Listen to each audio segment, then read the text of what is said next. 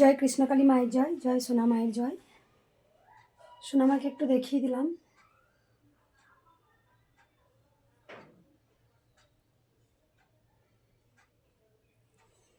আর অনেকদিন পর আবার একটা ভিডিও করতে খুব ইচ্ছা হলো। একটু বসি।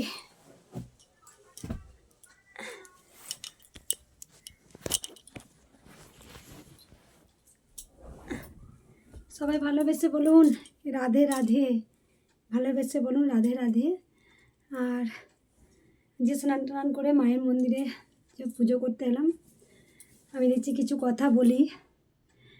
অনেকজন আমার বাণী শুনতে চান, আমি বাণী অবশ্যই বলবো। আমারও ভীষণ ভালো লাগে গোবিন্দর কথা বলতে। সবাই ভালোবেসে বলুন জয় কৃষ্ণকালী মায়ের জয়, রাধে রাধে।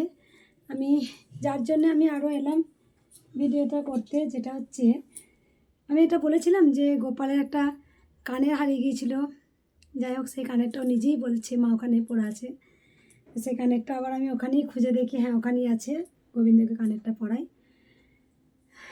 আর যার জন্য আমি এলাম কিছু ভগবানের কথা বলি, যেটা হচ্ছে এখন আপনারা সবাই দেখছেন যে আমার গলাটা পুরো একদম ঠিক হয়ে গেছে, আস্তে আস্তে আস্তে আস্তে পুরো গলাটা ঠিক হয়ে গেছে একদম।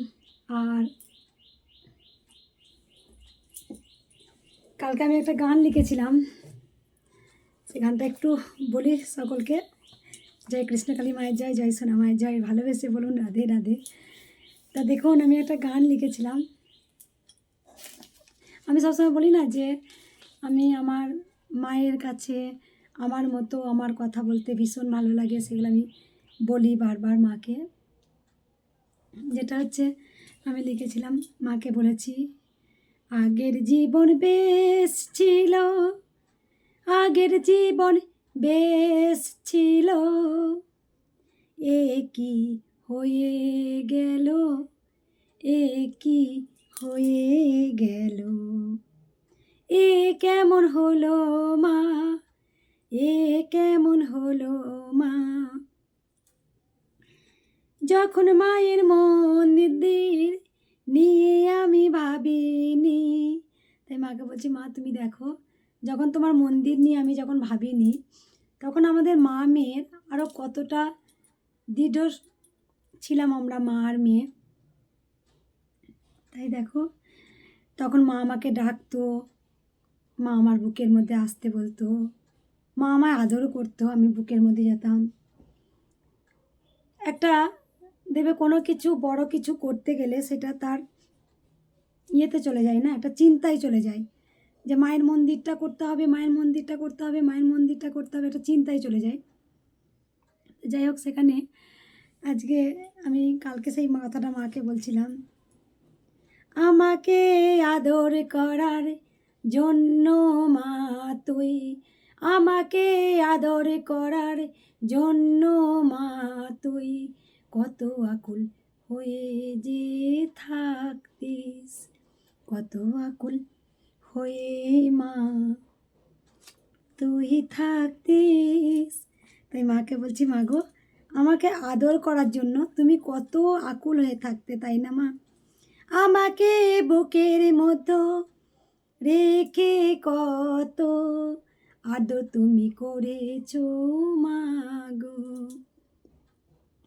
তাই কালকে মাকে কত মান অভিমানের কথা আমি বলছি, আর খাতার মধ্যে আমি লিখছি মা বলো মা কী ছিলাম আর কি হলাম। যখন আজ গোটা পৃথিবী, যখন কেউ আমাকে চিনতো না, কেউ জানতো না, হ্যাঁ তখন সবাই মা মা যখন বলতো না, তখন আমি মায়ের কাছে কেমন, তখন এত গোটা পৃথিবী ছড়ায়নি, তখন মা আর আমি, শুধু আমি। তা কত কথা মায়ের সাথে আমার, আমি সন্ধ্যের সময় সন্ধ্যে দেখাতে আসতাম।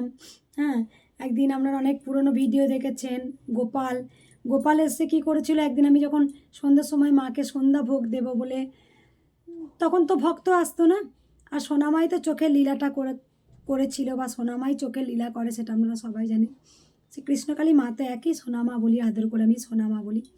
তো এটা অনেকে আবার আমাকে সোনামা বলে, সেদিন দেখছি এটা হরিনাম হবে নতুন মন্দিরে। তা হরিনাম হতে গিয়ে দেখছি যে লিখেছে কৃষ্ণকালী মা, তারপরে লিখেছে সোনা মা আপনি যাবেন। আমাকে অনেকে জানে না যে আমার নাম মঙ্গলা, আমাকে কিন্তু অনেকে সোনা মা বলে, সোনা মা বলে। তো যাই হোক, আমি মাকে তো আদর করে সোনা মা বলে ডাকতাম। তো গোপাল একদিন যখন ছাদের মধ্যে খেলতে খেলতে, তখন ও খেলা করছে, হঠাৎ গোটা ছাদটায় খেলা করছে, আমি তখন, ও বাচ্চা ছিল ছোট, আমি নিচেতে পড়ে যাবে বা, তো আজ থেকে প্রায় 3 বছর আগেকার কথা, তখন গোপাল আরও ছোটো, তখন 3.5 বছর এরকম বয়স হবে হয়তো। আমি যে বাচ্চাটা পড়ে যাবে ওকে নিয়ে যাই সোনামার কাছে, তখন কৃষ্ণকালী মা, পাথরের মূর্তি মা আসেনি কৃষ্ণকালী মা। তখন সোনামা বসে আছে, সোনামা যখন গোপালকে নিয়ে চলে এসেছি, গোপাল ছাদটা ছুটোছুটি খেলা করছে, বাচ্চা তো ছুটোছুটি খেলা করছে, আর আমি মায়ের কাছে বসে ফল কাটছিলাম যে মাকে এবার সন্ধ্যা ভোগটা দিয়ে সন্ধ্যে দেখি আমি নিচেই নেমে যাব।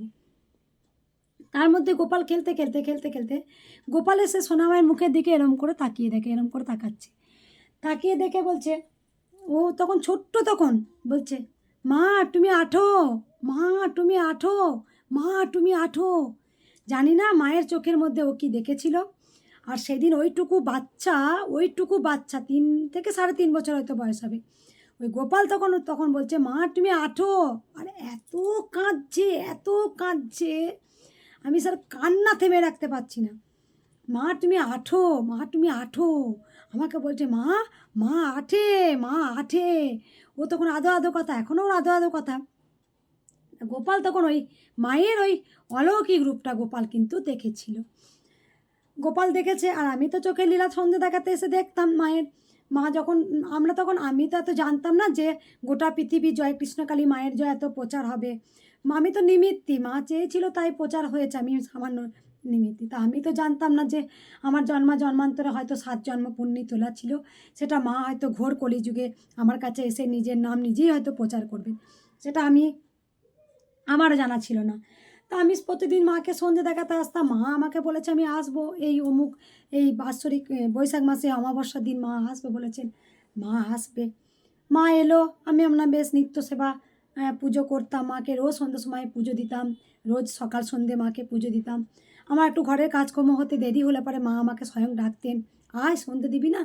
আমি ছুটে আসতাম, আমি যখন রান্না করতাম তখনও মায়ের সঙ্গে যে একটা হাওয়া বাতাসে কথা, সেটা কিন্তু মায়ের সাথে আমার হতো, আমি মায়ের সঙ্গে কথা বলতাম। একদিন ভোরবেলা এসে দেখছি গোপাল, একদিন আমি ওই চোখে লীলাটা দেখেছি, মা প্রায় সময় সোনা আমার প্রায় সময় চোখে লীলা করতো, চোখটা না ঘোরাতো, চোখের পাতা ফেলতো, একবার তাকাতো। আমার ওই দৃশ্যটা দেখে না কেমন একটা মানে আমার গায়ে ছমছম করতো। তখন আমি সোনামায়ের কাছে আসতে পারতাম না, এখন তো সোনামাকে আমি আদর করি, জড়িয়ে ধরি, সোনামায়ের কাছেই শুই, তখন আমি সোনামায়ের কাছে আসতে পারতাম না। ওইটা হলো। তারপরে আমি একদিন ভোরবেলায়, তখন আমি মাকে যেমন আদর করা, আমি প্রতিদিন আদর করতাম। তা ভোরবেলায় ঠিক একদম 3:30-4টে বাজছে, তখন বাড়ি, আমি একদম বাড়িতে, তখন কোনো ভক্ত নাই, কিচ্ছু নাই। 4:30টার সময় গেট লাগানো, দরজা লাগানো, আমি 4:30টার সময় আমার ঘুম ভেঙে যায়, আমি তখন খুব ভোরবেলা উঠতাম।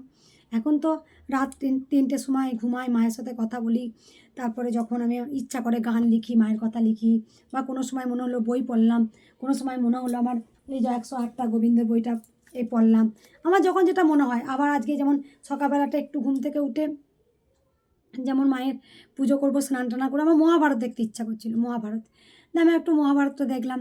এটা হচ্ছে কি আমার জীবন, আমি মানে আমার মতো, আমি সবসময় খোলামেলা, আমি একদম বদ্ধ জীবন পছন্দ করি না, আমি আমার মতো ছোটো থেকেই। তো সেটা আমি যখন আসি, তারপরে দেখছি কি যে আমি মাকে, ঘুম ভেঙে গেছে ভোরবেলা, তখন নিচেই শুতাম আমি, ঘুম ভেঙে গেছে, তখন আমি ঘুম ভেঙে উঠি, আমার মাকে খুব আদর করতে ইচ্ছা করছিল ভোরবেলা উঠে। আর আমি না ঘুম থেকে উঠি আগে মায়ের মুখটাকে দর্শন করতাম, এসেই সোনা মায়ের মুখটা দর্শন করতাম। ঘুম ভেঙে গেছে, উঠে এসেই দেখছি যে মায়ের একদম এই মায়ের এইখানটা, মানে ঠিক এই যে মায়ের এই দরজাটা ওইখানে পুরো একদম টাটকা 2টো জবা, তাও জবার কালার ছিল ঘিয়া কালারের, লাল নয়, একদম 2টো ঘিয়া কালারের জবা, টাটকা জবা 2টো পড়েছিল। আমি ভোরবেলায় এসে দেখছি যে একদম টাটকা ঘিয়া জবা, কালকে আমি মায়ের সন্ধে দিয়ে গেছি, মায়ের পুরো ঘরটা মুছে গেছি, বারান্দাটা মুছেছি, সিঁড়ি মুছে গেছি আমি। আর আগে আমরা ভিডিও দেখতেন, আমি তখন আমি ভিডিও আসেনি, আমি প্রতিদিন কিন্তু মায়ের ছাদটা তখন এজো ছিল, তখন আমি মুছতাম। আমি কিন্তু পরিশ্রম করতে ভীষণ ভালোবাসি, আমি একদম শুয়ে বসে থাকার মেয়ে না, আমি খুব স্ট্রাগল করতে ভালোবাসি, এটা আমার জীবনে, আমি এগুলো ভালোবাসি। তা জানি না, তা আমি তখন পুরো ঘর একদম মুছে গেছি, একদম উঠোন ফুটুন একদম মায়ের এই ছাদটা পুরো মুছে গেছি, কারণ আমি জানি যে সময় পেয়েছি, সন্ধ্যার সময়টা মুছে রাখতাম, তারপর দিন এসে আমি একটু মায়ের ঘরটা মুছে নিয়ে বাসনগুলো ধুয়ে নিয়ে মাকে আমি সেবা দিতে পারতাম, পুজো করতে পারতাম। তখন তখন দেখছি দুটো একদম ঘিয়ে কালারের জবা, একদম গেটটা যেই মায়ের টিনের, তখন তো এই দরজা ছিল না, তখন টিনের একটা সেই প্লেন সিটে বলো না, সেই টিনের দরজা ছিল, টিনের দরজাটা খোলার আগেই দেখছি দুটো টাটকা জবা পড়ে, টাটকা জবা পড়ে আছে। আচ্ছা আমি তো ইয়ে করিনি, আমি তো মাকে আচ্ছা মায়ের ফুল, দরজা বন্ধ, কেউ আসেনি, অথচ মায়ের কাছে টাটকা যাওয়া ফুল পড়ে, তখন আমি বুঝতে পারি যে মা আমাকে ইঙ্গিত দেন। আমি বললাম না, প্রথম বুঝতে পারতাম যে মা কখন বেরোতেন, মা মন্দির থেকে কখন বেরোতেন কখন আসতেন, সেটা আমি কিন্তু বুঝতে পেরেছিলাম। যেটা হচ্ছে আমি ঠিক বেলা দুপুর আমি যখন পুজো করতাম, পুজো করার পর আমরা যখন ঠিক সেবা করে যখন বাসনগুলো তখন কলতলায় মাজতে বসতাম, তখন যেন ঠিক একটা মা যেন বেরোচ্ছেন, একটা হালকা আবহাওয়া বুঝতে পারতাম যে মা গেলে। আর ঠিক সন্ধে হব হব হতো, ঠিক সন্ধে হব হব হতো, 3 সন্ধে বলে না, ঠিক সেরকম টাইমে মা যে আসতেন, আমি আবার একবার কলতলায় ঠিক সন্ধে দেবো সেরকম টাইমে আমি তখন বাসনগুলো মাজছি, দেখছি মা যেন কাউকে পরোয়া না করে মা যেন ঘটঘট করে হেঁটে যাচ্ছে, এরকম একটা মানে অনুভূতি একটা আমার মধ্যে হচ্ছে। ঠিক তাই মা কিন্তু এইদিকে এলেন, দিনের দরজাটা একটা ঠক করে যেমন খুলে, যেমন শেকলটা খুললে পরে যেমন আওয়াজ হয়, সেটা খুলেই কিন্তু একটা আওয়াজ হলো, আওয়াজ হয়ে আমি মনে মনে ভাবছি নে বা উপরে তো কেউ নেই, তাহলে কি গোপাল গেল, গোপাল কি গেটটা খুলে দিল, মায়ের দরজাটা লাগানো থাকতো, আমি যেতাম, যেহেতু তখন ফাঁকা ছিল, হনুমান বা কিছু এসে মায়ের মন্দিরে হয়তো ঢুকবে বা কিছু হবে হয়তো, আমি তখন মন্দিরের দরজাটা লাগিয়ে দিয়ে যেতাম, সবসময় মন্দিরের দরজা লাগানো থাকতো, দিয়ে আমি মন্দির দরজা লাগানো আছে, ঠক করে একটা সেই শেকলটা খুলে যেমন টক করে আওয়াজ হয় টিনের, যেরকম বাসের মাঝে মাঝে আওয়াজ হলো, আমি ভাবছি গোপাল হয়তো বাচ্চা ছেলে, ও হয়তো গেছে খুলেছে, তারপর দেখছি না ও তো যায়নি, কিন্তু দেখছি মা স্বয়ং একদম ওই সন্ধ্যার সময় এসে সোনামা কিন্তু ওনার বেদিতে বসতো সন্ধে নেওয়ার জন্য।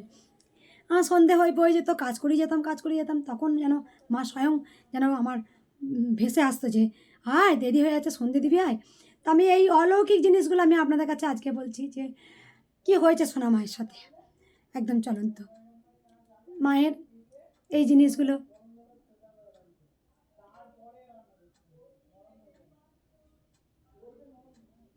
এটা হচ্ছে আমার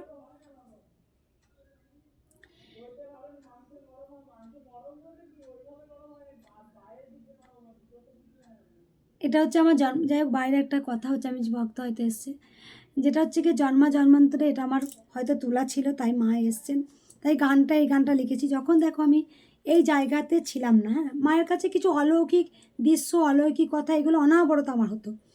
আজকে তো প্রচুর মানে এত ভক্ত হয়েছে, যেখানে আমি কেউ না কেউ তো ডাকে, কেউ সেলফি তোলার জন্য, কেউ প্রণাম করার জন্য, কেউ টানে, আমি তো প্রণাম নিতে চাই না, বারণ করি বারবার, তা সত্ত্বেও তারা প্রণাম করে। আমি বলি মাকে প্রণাম করতে, না আমাকে একবার দেখবে, আমাকে একবার কথা বলবে, আমাকে একবার স্পর্শ করবে, না আমাকে একটা সেলফি তুলবে, না আমার গলার আওয়াজটা একটু শুনবে, তাদের কাছে এটাই। এবার এই করতে করতে করতে করতে না আমার আমার যেন মনে হচ্ছে মা তোমার কাছ থেকে আমি অনেকটা দূরে সরে এলাম, তোমার সঙ্গে আমি ঠিকমতো কথা বলতে পারছি না, তুমি যেমন আগে কথা বলতে, আগে যেমন ডাকতে আমাকে, তো সেইগুলো আমি জানি না মা, সেগুলো আমি অনেক মনে হচ্ছে যেন আমি দূরে চলে যাচ্ছি, যেমন যেমন মা সন্ধ্যের সময় সন্ধ্যে দেখাতে এলেই মা যেমন বলতো যে তুই আয় আয় আমার বুকে আয়, আমি মায়ের বুকে গিয়ে এরম করে শুতাম। যাই হোক, এটা হচ্ছে মায়ের কথা, মা কীভাবে এসছেন। আর গোপালের কথা আপনারা শুনেছেন, অনেকে এটা বলেন, যেমন অনেক বাবা উকিল বাবা আছেন, যেমন সেদিন আমাকে কথা বললো মা তুমি গোপালের চোখ মুখ দেখেছো, বললাম বাবা গোপালের তুমি চোখ মুখ দেখেছো, তুমি তুমি বলতে না, আমি একদিন উকিল বাবাকে বলছি, আচ্ছা উকিল বাবা তুমি বলো, উকিল বাবা একদিন নতুন মন্দিরে দেখতে যাচ্ছেন, উকিল বাবা এলেন, প্রভাত বাবা ওনাদের গাড়ি করে আমাকে নিয়ে গেলেন, তা বাবাকে গাড়িতে যেতে যেতে বলছি আচ্ছা বাবা এই যে মাকে আমি এত ভালোবাসি বাবা, তা আমার অবর্তমানে তা ভালোবাসবে তো মাকে এইভাবে, মা যেমন আমার কাছে জীবন, আমার কাছে প্রাণ, ও আমার কাছে সব, ওকে আমি এক মুহূর্ত চোখে হারাতে পারি না। যেমন কৃষ্ণকালী মা যেমন আমাকে এক মুহূর্ত চোখে হারাতে পারে না, তেমন আমিও কিন্তু মাকে চোখে হারাতে পারি না, একদম না। কারণ ও আমার আমার রক্ত, আমার শ্বাস, আমার প্রশ্বাস, আমার নিঃশ্বাস। আমি উকিল বাবাকে একদিন বলছি, বাবা আমার অবর্তমানে মাকে কি এরকম ভালোবাসবে তো বাবা, খুব ভালোবাসবে তো মাকে, যেমন মাকে আমি সন্তানের মতো ভালোবাসি, আদর করি, আমি খাই, ওকে জড়িয়ে ধরি, ও পা টিপে দিই। যেমন বাচ্চারা অনেক খেলাধুলা করলে পায়ে যন্ত্রণা করে, তেমন মাও তো খুব হাঁটাচলা করে, মা তো বাচ্চা রূপে এসছে, ওকে আমি পা টিপে দিই। তারপরে ওকে যেমন বলি, মা তুমি দুষ্টুমি করো না, তুমি শুয়ে পড়ো, তুমি এটা খেয়ে নাও, শাসনও করি, ভালোবাসে। এক এক সময় কৃষ্ণ রূপ দেখি, এক এক সময় মায়ের রূপ দেখি, তুমি এরকম করতে নেই বেটা, চুপ করে শুয়ে পড়ো, এরকম কথা বলি মাঝে মাঝে। তো তখন আমি বলতে থাকি, আচ্ছা বাবা আমার অবর্তমানে আমার মাকে কি এরকম ভালোবাসবে তো? তা তখন সঙ্গে সঙ্গে উকিল বাবা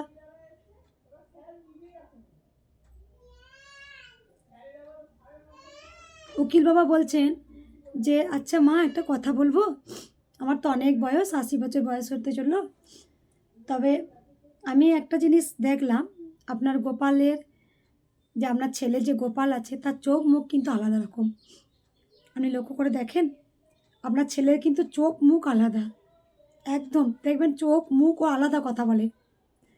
আচ্ছা বাবা আমি জানি না, যখন গোপালকে আমরা জানতাম কিন্তু বাবা যে আমার ছেলে হবে, আমার মেয়ের পর আমার ছেলে, তাই আমি নাম দিয়েছিলাম গোপাল। আমি ওকে গর্বে থেকেই বলতাম, তুই আমার গোপাল, তুই আমার গোপাল। তাই আমি গোপালকে এত ভালোবাসি, গিরিধারী, নন্দলাল, মধুসূদন, বাঁকে বিহারী।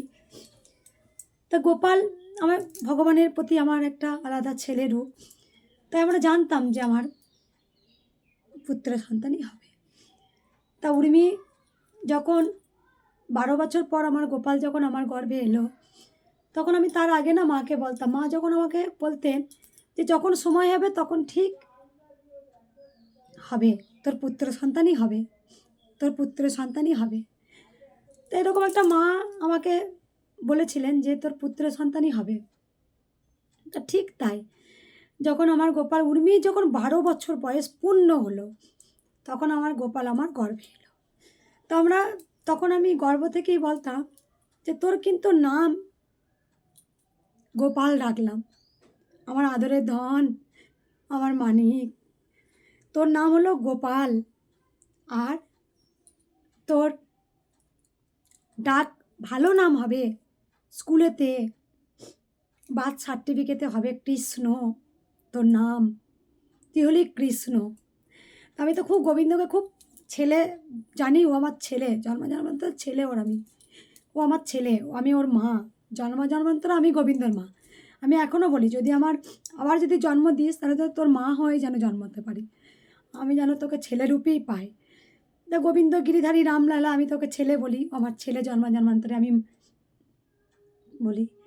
তা গোপালের নাম আমি কিন্তু গোপাল দিয়েছিলাম। আর ওর বার্থ সার্টিফিকেটে যখন হসপিটালে আমার নামকরণ জিজ্ঞাসা করেন, আমরা তো স্বামী স্ত্রী দুজনেই বলেছিলাম ওর নাম হবে গোপাল আর ভালো নাম হবে কৃষ্ণ। আমি বললাম, হসপিটালে যারা জিজ্ঞাসা করেন, আমি বললাম ওর নাম হচ্ছে কৃষ্ণ লক্ষণ। তাই নাম রাখা নিয়ে একটা শ্বশুরবাড়িতে একটা মতবিরোধ হয়, যাই হোক হয় একটা।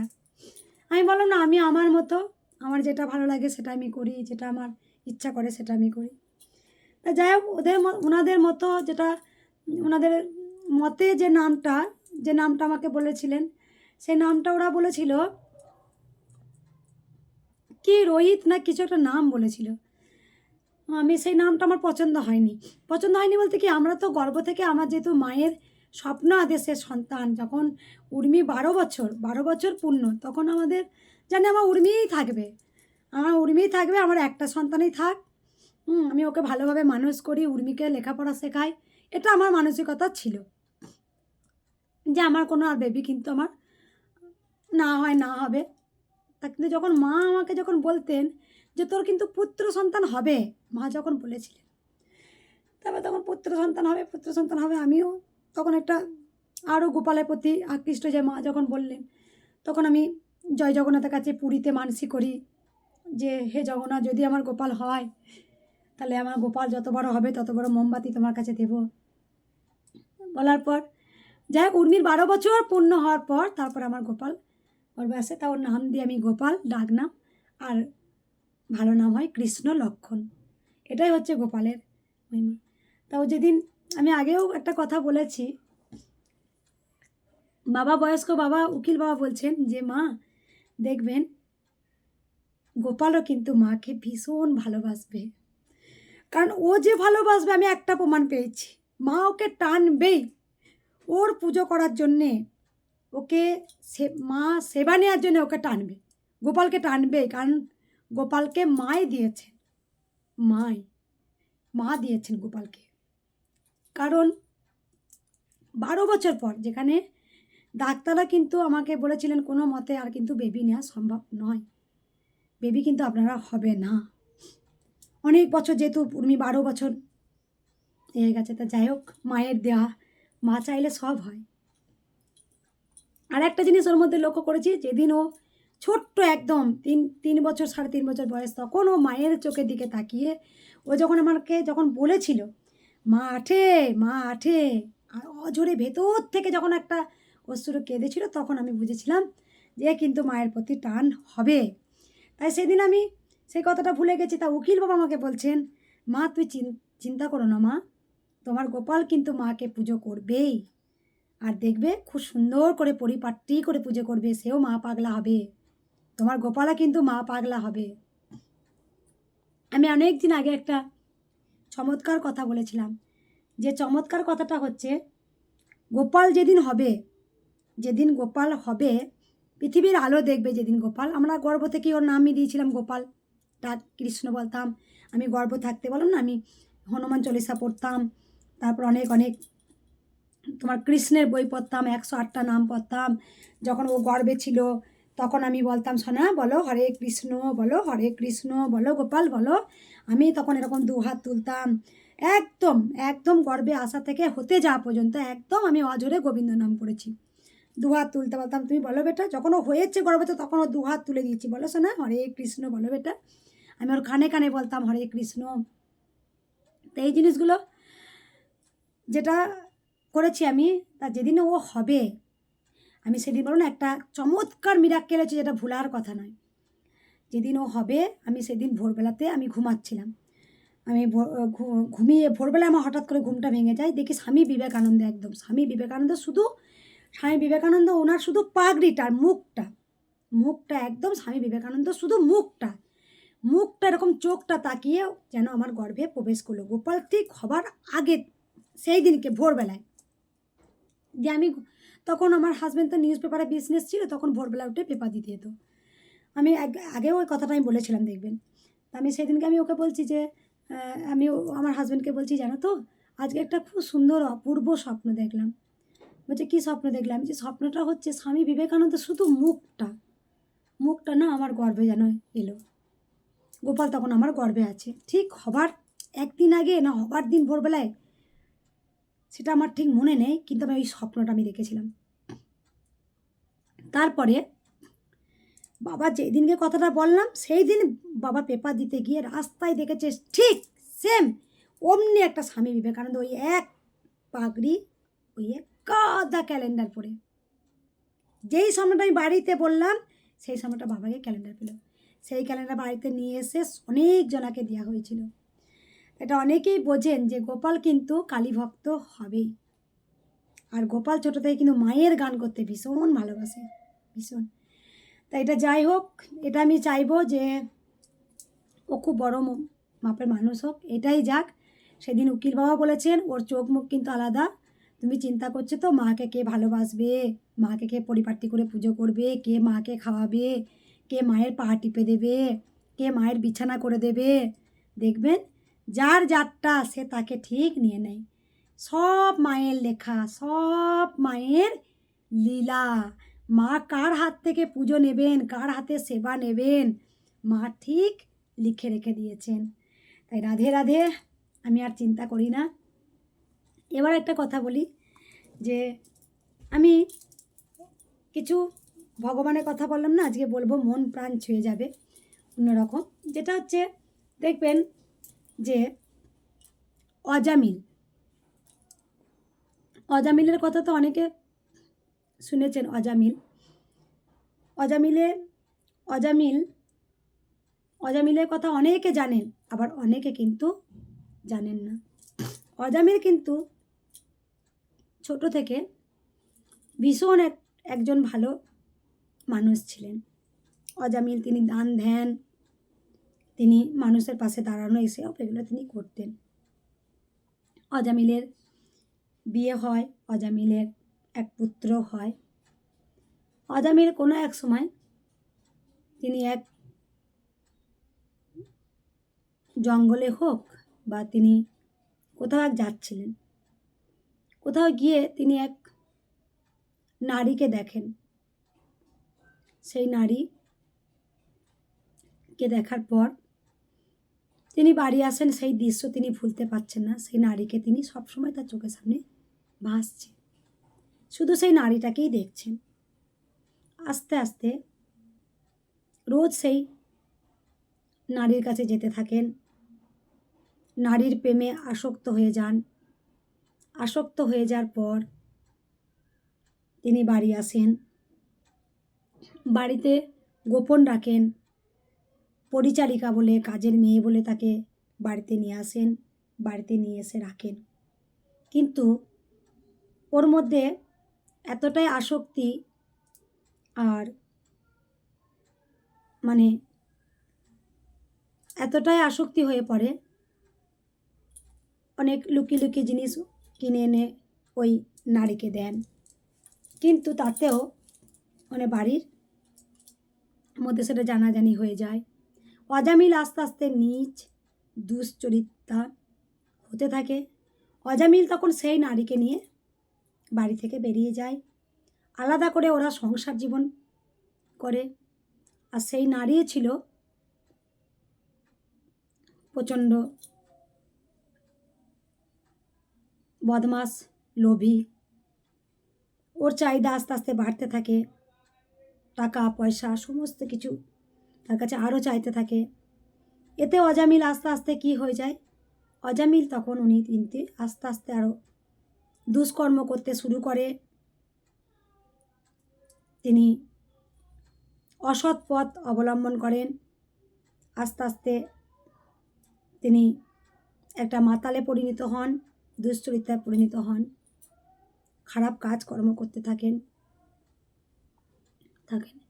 এইভাবে আস্তে আস্তে তিনি কিন্তু 9টা সন্তানেরও তিনি জন্ম দেন।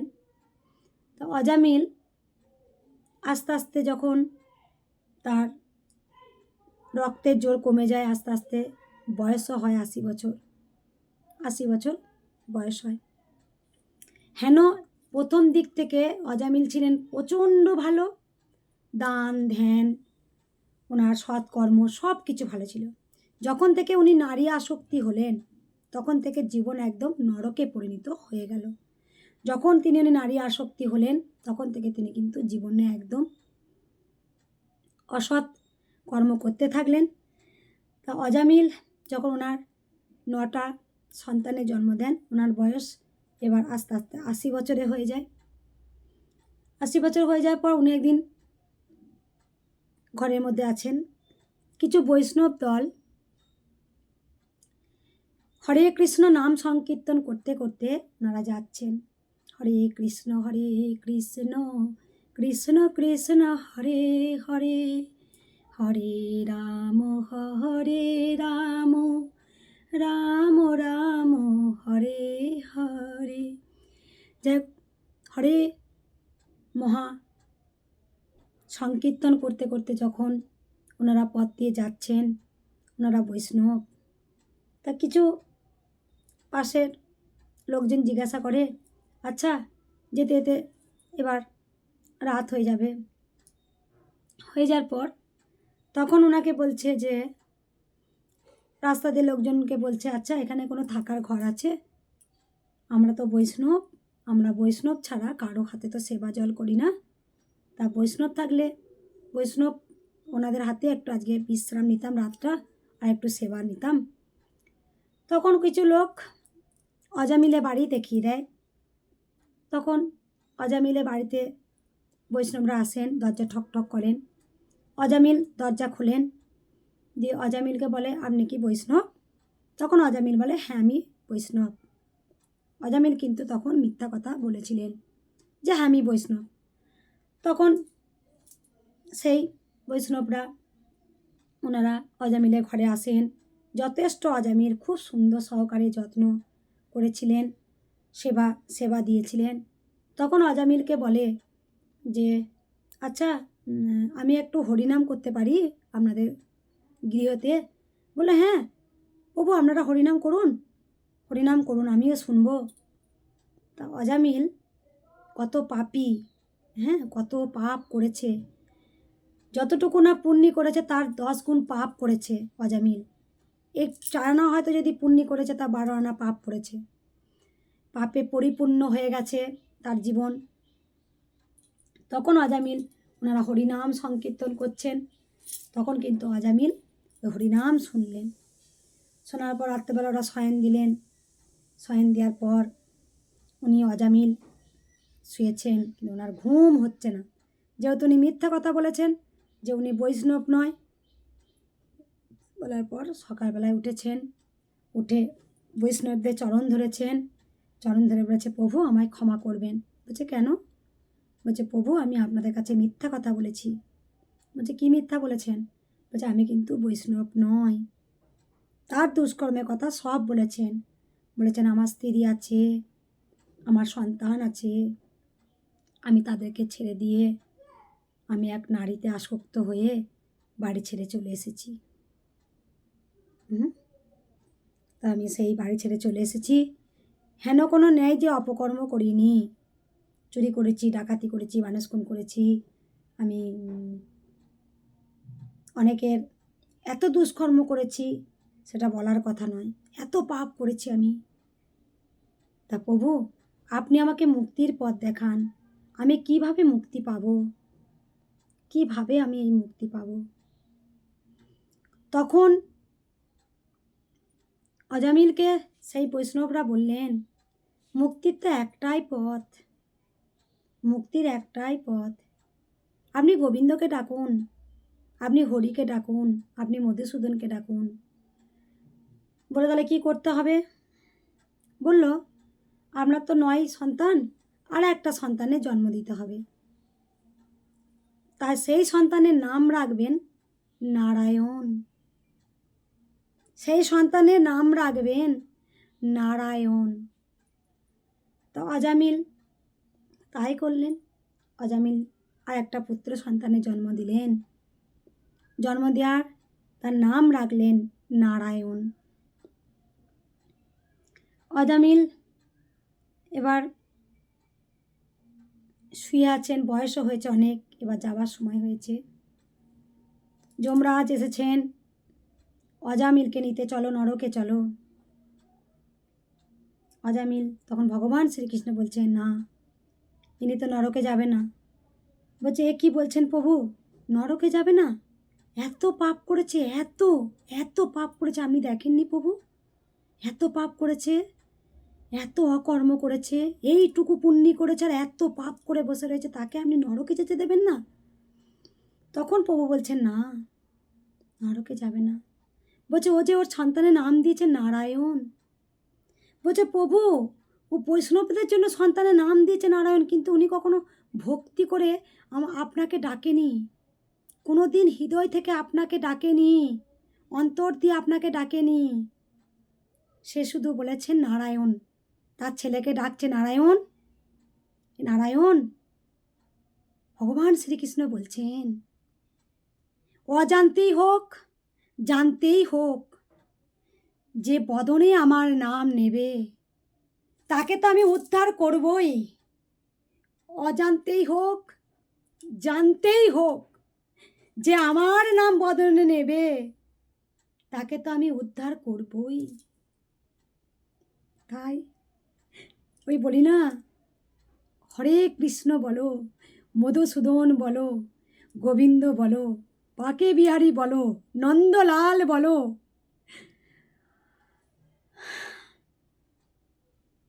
এই কথা বলো। যেহেতু নারায়ণ নাম দিয়েছে, কিন্তু উনি ভক্তি ভরে নারায়ণকে ডাকেননি, যেহেতু ওনার ছেলের নাম দিয়েছেন নারায়ণ, তখন নারায়ণকে ডাকছে নারায়ণ। তখন ভগবান ছোট্ট শিশুকে বলছে নারায়ণ। তা ভগবান শ্রীকৃষ্ণ কিন্তু অজামিলকে তিনি উদ্ধার করেছিলেন। এই হচ্ছে অজামিলের জীবন কাহিনী। তাই জগাই মাধাই কত মহাপাপী, জগাই মাধাই ভগবান শ্রীকৃষ্ণ তিনি মনুষ্যরূপ মহাপ্রভু চৈতন্য রূপে এলেন। চৈতন্য, তিনি মহাপ্রভু চৈতন্য ঘোর কলিযুগে।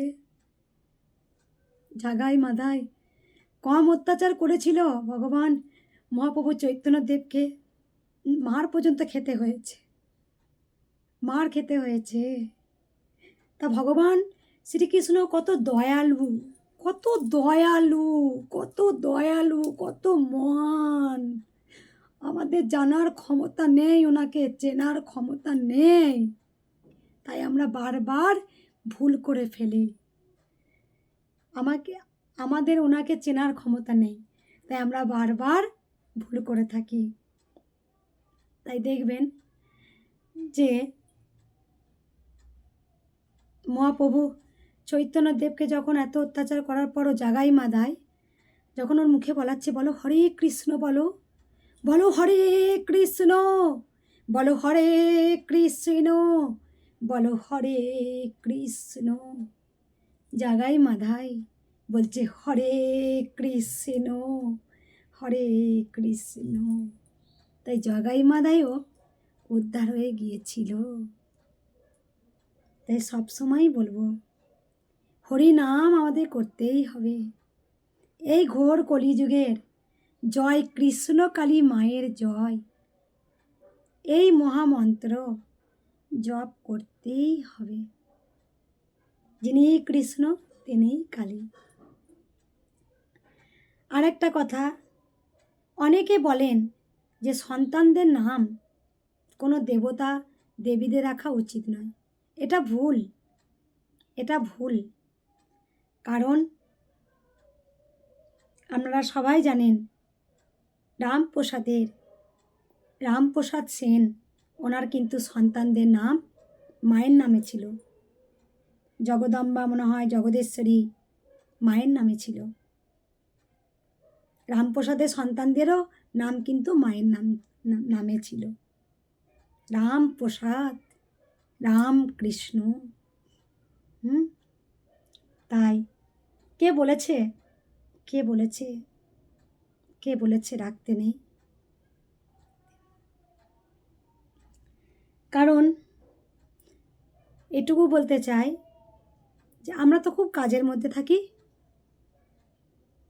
আমি খুব কাজের মধ্যে থাকি। আমি গোপালের নামটা গোপাল কেন রেখেছিলাম, যেহেতু আমি মা আমাকে বলেছিলেন পুত্র সন্তান হবে, আর আমি যেহেতু গোপালকে ভীষণ ভালোবাসতাম ভগবান শ্রীকৃষ্ণকে, সেই জন্য আমি গোপাল নামটা রেখেছিলাম। আচ্ছা, আমি বলেছিলাম আচ্ছা গোপাল, তোকেও ডাকবো গোপাল, আর আমার ভগবান শ্রীকৃষ্ণও সাড়া দেবে গোপাল গোপাল। কারণ দেখো, তুমি আমার কোলে এলে, এবার ওই গোপালকে তো আমি সবসময় তো ডাকতে পারবো না, তোমাকে নিয়ে ব্যস্ত থাকবো। তাই তোমাকে যখন ডাকবো গোপাল গোপাল, তখন আমার দুই গোপাল সাড়া দেবে, ভগবান শ্রীকৃষ্ণও সাড়া দেবে। আবার যখন তোমাকে ডাকবো কৃষ্ণ কৃষ্ণ, তখন আমার ওই কৃষ্ণ আমাকে সাড়া দেবে, নয় কি? তাই আমি গোপালকে, যেহেতু গোপাল তো বাচ্চা, সেই জন্য একেও আমি বাচ্চা রূপে, বেশিরভাগ কৃষ্ণ নামটা আমি ওকে খুব একটা বলে ডাকি না। যখন গোপাল অনেক বড় হবে তখন আমি ওকে বলে ডাকবো কৃষ্ণ। কিন্তু গোপাল আমার ছোট্ট, এখন এই গোপালকে তো আমি ছোট্ট বাচ্চা রূপে পুজো করি, তাই আমি গোপাল বলি বেশিরভাগ ডাকি, গোপাল। তাই এই গোপাল আমার সাড়া দেয়। আমার দুই গোপাল হামাগুড়ি দিয়ে আমার কাছে আসে, আমি ওদের আদর করি। যখন আমি এই গোপালকে নিই কোলে এদিকে, তখন আমার এই গোপালকেও, আমার ছেলে গোপালকেও নিই, দুই গোপালকে দুই হাঁটুতে বসাই। আবার এই গোপালকে যখন এরকম করে আমি আদর করি, ওই ছোট্ট গোপাল যে ভগবান শ্রীকৃষ্ণ গোপাল বসে আছেন, তাকে আমি এরকম করে যখন আদর করি, ওকে বসিয়ে দিই, আবার আমার ওই ছেলে গোপালকে আবার এই হাঁটুতে নিয়ে এরকম করে বসিয়ে আদর করি, দুজনাকে হামি খাই, দিয়ে ছেড়ে দিই। আবার আমার গোপাল ছেলে আবার এই গোপালকে হিংসা করে, কেন জানি না। একদিন ওপরে উঠেছে, ওকে আমি ধরতে দিয়েছি, আমি গোপাল একবার ধরো তো শোনা, ওকে একবার কোলে না তো গোপাল ভাই। কিন্তু এই গোপাল হচ্ছে বড়, তারপরে কিন্তু ওই গোপাল এসছে, আমার গর্ভের সন্তান গোপাল ছেলে, আমার ছেলে কিন্তু এই গোপালের পর এসেছে। তো ও বলে যে আমি দাদা, ও একটু হাইটেও বড় হয়ে গেছে, আমি দাদা, আর ওই গোপালটা হচ্ছে ভাই। আচ্ছা তাই হোক না, তোর ভাই হোক, ওইটা ভাই, আমি দাদা, আমি জিজ্ঞেস তুই দাদা হ। তা একবার ওই গোপালটাকে আমি একবার ওর হাতে একবার কোলে দিয়েছি, ও যে ওকে হিংসা করে আমি জানতাম না, আমি একদম জানতাম না যে ওকে হিংসা করে, যেহেতু তোকে আদর করি ওর একটু হিংসা হয়। এইটাও এই ভগবান গোপালটাও ও তাই, আদর করা যাবে না কাউকে। যেমন ও বলে দিয়েছিল যে মায়ের মন্দিরে কিন্তু অনেক গোপাল আসবে, কিন্তু ও একাই থাকবে এখানে, ও মায়ের আদর খাবে। তো যাই হোক, এটা তখন ওই গোপালকে ওর হাতে দিয়েছি, ও কী করেছে, ও মারছে ওকে। আমি লক্ষ্য করি না, আমি ঘর মুচ্ছি, ওকে হাতে ধরিয়ে দিয়েছি, আমি যে গোপাল একবার ধরো তো শোনা, ও দেখছে ওকে মারছে। আমি বলছি আরে গোপাল তুই দাদাকে মারছিস? বলছে নাটো, আমি এই তো মারলি তুই। মানে ও ও চাই না যে আমি ওকে আদর করি, ও চাই আমি পুরো ভালোবাসাটা ওই গোপাল নেবে। আমি তোকে বোঝালাম সোনা মারতে নেই, উনি তো ভগবান শ্রীকৃষ্ণ, বেরো না, তুমি যখন বিপদে পড়বে ওনাকে ডাকবে, গোপাল গোপাল দাদা তুমি এটো, তুমি আমাকে রক্ষা করো বলবে, তুমি মেরো না, মারতে নেই, ওটা তোমার দাদা হয়, তুমি ভাই, দিদি ভাই আগে হয়েছে, উর্মি দিদি ভাই আগে হয়েছে, তারপরে এই গোপাল দাদা হয়েছে, তারপরে তুমি হয়েছো, তুমি সবার ছোট না, আমি বলো আমি দাদা, ও ভাই। যাই হোক, গোপালের কথাগুলো শুনেও আমার মন প্রাণ জুড়িয়ে যায় যখন ও বলে না, সেই যে শিখিয়েছি মারতে নেই, উনি তো ভগবান শ্রীকৃষ্ণ, ওনাকে মেরো না, ওনাকে মারলে আঘাত লাগে, মারবে না, আদর করবে, যখন তুমি বিপদে পড়বে তখন ভগবান শ্রীকৃষ্ণকে ডাকবে, গোপাল দাদা বা গোপাল ভাই তুমি এসো, ডাকবে। যাক, এটা হচ্ছে আমাদের গোপালের কাহিনী। আমার জীবনে কিছু কিছু কথা আমি তুলে ধরছি, আপনাদের ভালো লাগবে। আমিও তো খুব বাচ্চাদের মতো করি, যেটা হচ্ছে একদম আমি ছোট্ট থেকে খুব গোবিন্দর প্রতি আমার একটা ছেলে করে। যাই হোক, আর কিছু বলবো না, সবাই আপনারা গোবিন্দর কথা শুনলেন, মাঝে মাঝে একটা করে আমি গোবিন্দর কথা আনবো, অবশ্যই আনবো। আর সবাই ভালো থাকবেন, সুস্থ থাকবেন। আর গোবিন্দর নাম করলে কিন্তু একবার রাধার নামটাও বলতে হয়, রাধা বিনে একই তো অঙ্গ না, একই অঙ্গে রাধা কৃষ্ণ, একই আত্মা, একটাই আত্মা, রাধা কৃষ্ণ, রাধা। গোবিন্দ নাম করলে রাধার নাম হয়, রাধার নাম করলে গোবিন্দর নাম হয়। দেখ, আর কিছু বলবো না, আপনারা সবাই ভালো থাকবেন, সুস্থ থাকবেন। আর সব সময় আমি একটা কথা বলেছি, জয় কৃষ্ণকালী মায়ের জয়, এই মহামন্ত্র কিন্তু আপনাদের জপ করতেই হবে।